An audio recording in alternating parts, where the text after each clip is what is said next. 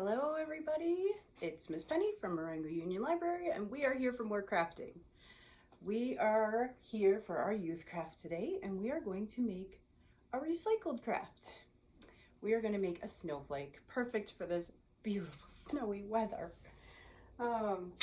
But anyway, let's make this fun snowflake, okay? You get to make this, you can hang it up, you can give it away, whatever you want to do with this, it's yours. So this is what we're making. We are making it out of cup holders. So let's get busy. All right, you're gonna want to cover your workspace. It's washable paint, but still cover your workspace. Wear clothes that are okay to get dirty, or put on a smock if you're worried about splattering or anything, okay? In your kit, you will find a cup holder. You are going to have a piece of string, a piece of yarn, and you will have a container of glue, a container of white paint, and 2 containers of sparkly sand. We don't like spreading glitter, so we're using sparkly sand instead. You can put sparkly sand on your snowflake, or you can leave your snowflake white if you'd rather. If you have other colors at home that you want to paint your snowflake, feel free to use them. I just went with white because, well, when I think of snow, I think of white, glittery, snow falling from the sky, like we've seen day after day. That's on the ground right now, okay? Again, you can do it however you want. I did put blue sand because, you know, sometimes, I don't know, blue's kind of in my mind too. Sometimes when it's falling from the sky, the blue in the background kind of goes with it a little bit. So you use whatever colors you want. You can use the sand. You don't have to use the sand. If you have other colors, use other colors, okay? What I also have, or what I'm using from home, is a tray, because I would like to help catch my sand that falls for easier cleanup. I have a little cup to mix my glue and paint together because I am going to be using sand, a paintbrush, and a hole punch, which isn't 100% necessary, it'll just be easier, and a pair of scissors. That's really all you need to get started. Let's get started. All right, you are going to take your cup holder and you just want to trim the edges off, okay? So as you're trimming, you want to keep this in there, and you want to keep this on there, and you want to keep the inside, so you want to keep all this stuff, but you want to take the edge off. I've already cut one, that's why I'm not cutting, see? So I just took that whole outside edge off, okay? And then I trimmed it up a little bit just to make it look nicer, because sometimes when you're trimming, it's a little crazy. But I just trimmed it up, that's it. Now I'm going to mix my paints so I can start painting. I am going to just mix the glue and the paint together so that the sand sticks nicer, okay? So I'm going to take my glue, my paint, whatever, it doesn't matter, glue, paint, whichever one you want to use first. I'm just going to put a little bit of paint in here. Well, actually, I'm going to put all my paint in here. Or you can try and use these little containers if you think they're big enough. I wasn't sure they were big enough and I didn't want it to overflow. That's why I have this extra little thing, right? And I'm going to put the glue. You probably don't even need all the glue. I actually just used about half of it, but you could throw it all in there if you want. I'm just going to use my paintbrush to stir it all together to make sure the glue and the paint are mixed.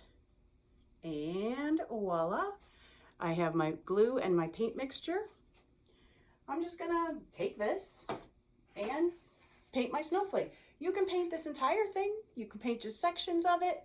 You can do whatever you want with it, okay? So we're gonna put some paint on here.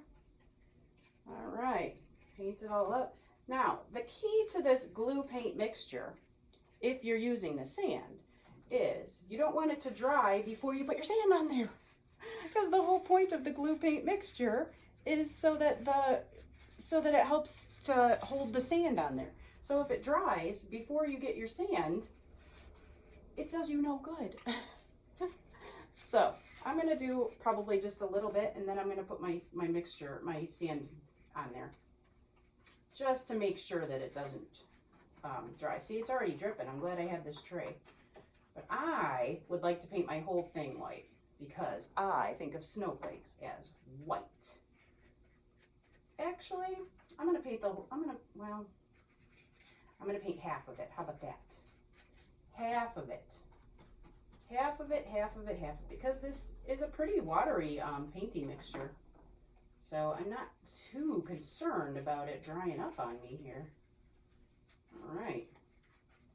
And I like this because it doesn't like, and if you want to put another layer on there, if this isn't like white enough for you, you can put another layer, because I was just going to say I like it because it's not like white.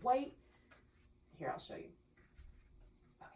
It's not like white. It's almost like a transparent. And I actually like that. Oh, sorry, I'm out of the picture here. I actually like it this way. But if you want it to be like white, then let it dry a little bit and then put another layer on. I like it this way, so I'm just gonna leave it, but I'm gonna put my little sparkly sand. I'm gonna put a little bit of white. And again, using the tray so that when I go to like dump off the extra, I can dump it right onto the tray and it's easy cleanup. And I'm gonna put a little bit of blue just because I think the blue is gonna look really, really good. Oh yeah, I love it with the blue. Okay, even better. Again, you can do whatever you want. I'm choosing this, okay? These are yours. I'm just gonna take it. There's not much to come off because maybe I didn't use that much, I don't know, and there it is. Look at that. So now that I have this part done, now I can move on to the other side, do the other side. When this is completely dry, it's probably the best time is to wait till it's completely dry, okay? Then you want to take your hole punch, and I'm going to do it on this dry side now just to show you what to do, okay? You're going to take your hole punch, decide where you want to hang it from, and poke a hole. I'm going to hang mine from right here, so I'm going to poke my hole right there. So I have my little hole, poked it, and this is where your string comes in. You're going to poke your string through the hole so that you can hang your snowflake up wherever you want to hang it. Haha, what did we forget though? Yes, name and date. Put your name and date on the back, okay? If you're giving it to someone, awesome. Go ahead and give it to them. If you're keeping it, awesome too. Go ahead and keep it, but still put your name and date on the back. I love names and dates on the backs, okay? What else should we do before we're all completely finished here? Clean up. Always clean up.